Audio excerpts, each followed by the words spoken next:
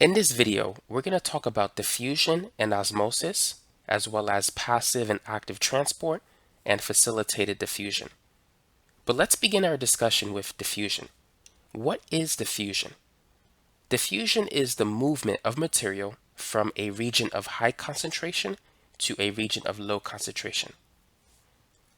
So here on the board, I have a phospholipid bilayer, which makes up cellular membranes.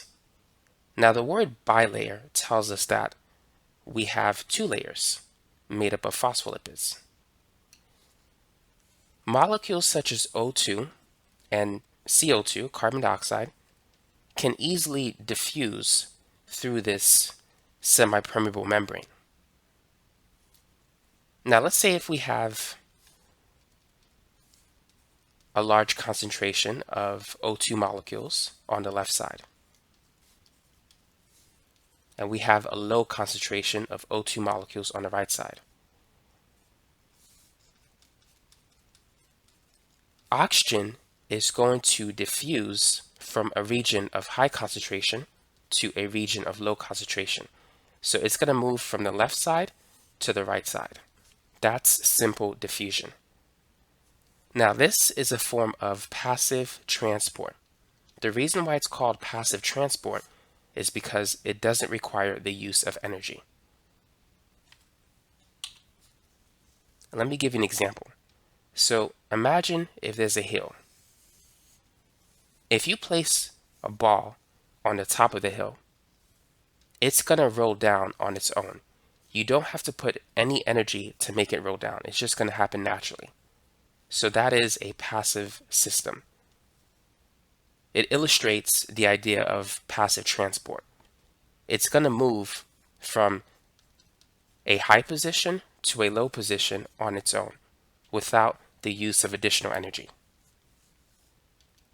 Active transport is the opposite.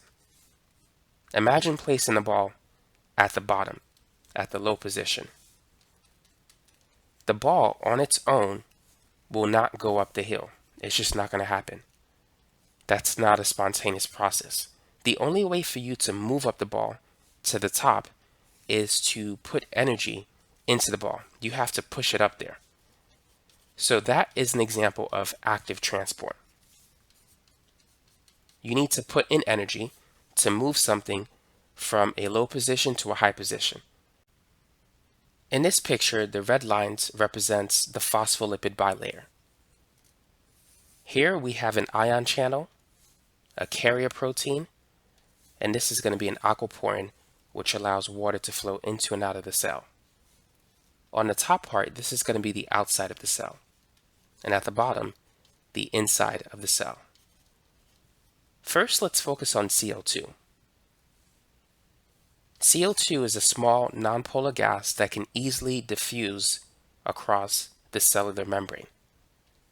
Now, in simple diffusion, it's going to flow from a region of high concentration to a region of low concentration. So it's going to go in this direction.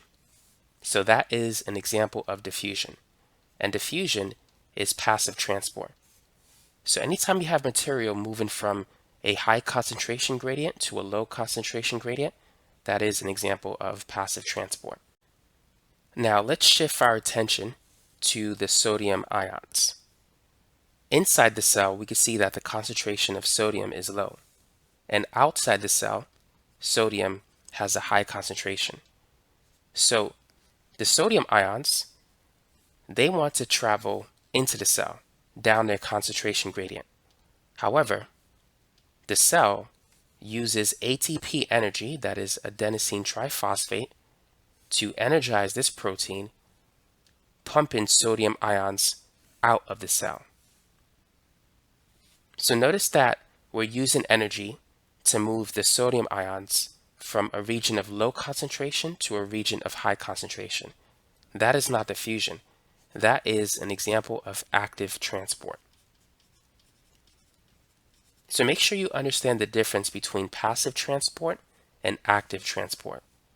Passive transport is the movement of material from a region of high concentration to a region of low concentration and does not require the expenditure of energy.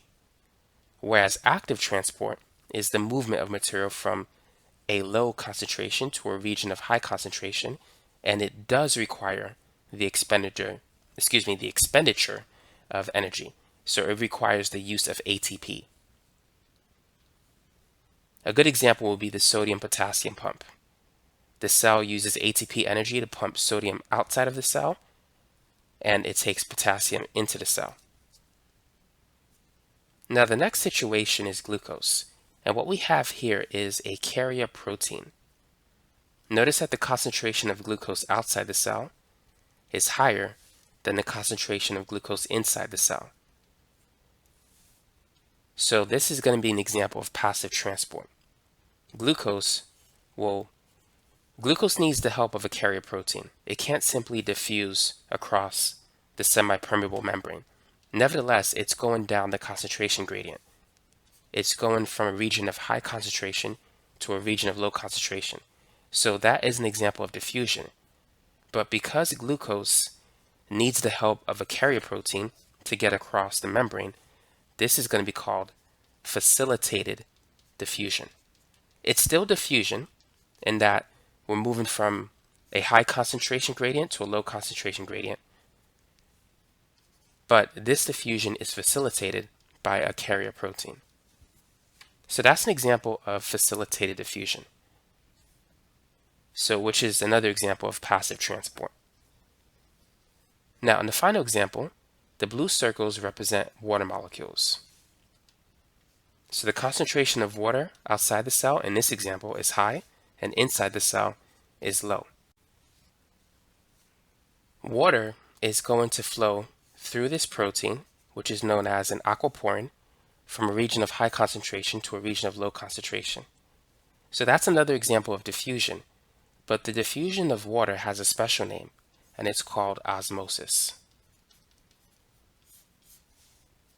So to review, passive transport is the movement of material from a region of high concentration to a region of low concentration without the use of energy. And it includes examples such as simple diffusion. Let me change the size of the font here. Facilitated diffusion.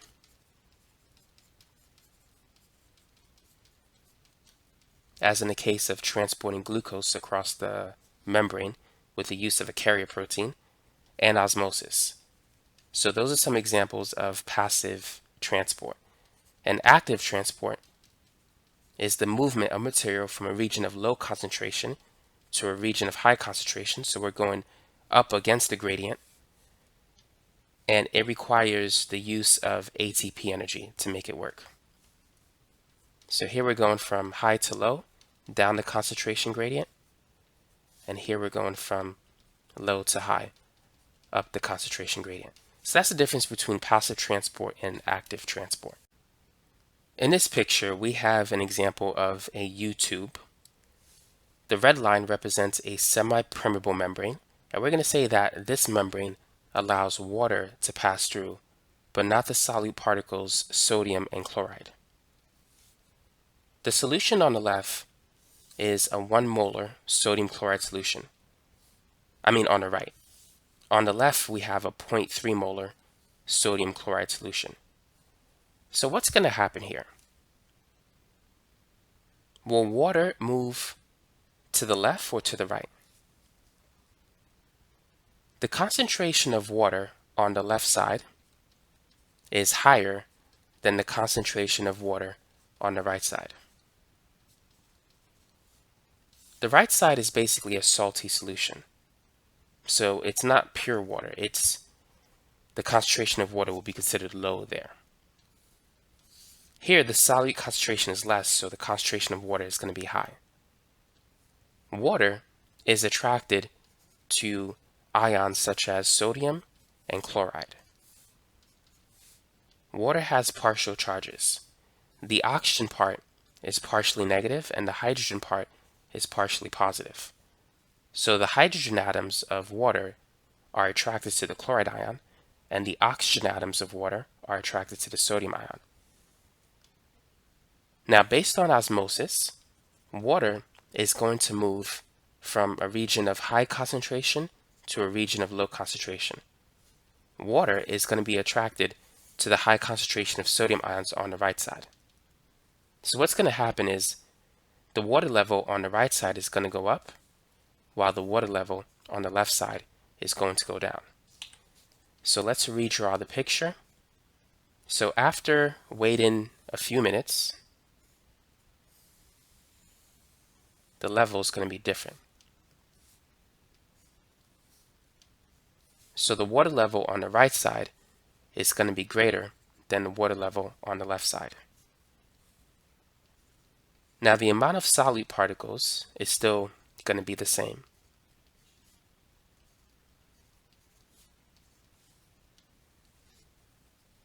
Now there's two forces that are at play here. So there's the driving force of water trying to move to the right to make the solute concentrations equal. And also there's the weight of the water that's pushing down against this driving force. So you have gravity that's going against this osmotic pressure of water. Now, when these two forces are equal, eventually the system will reach a state of equilibrium. But that's osmosis. It's the movement of water from a region of high water concentration to a region of low water concentration. So that's it for this video. So now you understand the difference between active and passive transport, and you know the difference between diffusion and osmosis. So just to review, remember, diffusion is the movement of any material from a region of high concentration to a region of low concentration, whereas osmosis is the diffusion of water, is the movement of water from a region of high water concentration to a region of lower water concentration. And so that's it for this video. If you like it, don't forget to subscribe to this channel, and thanks again for watching.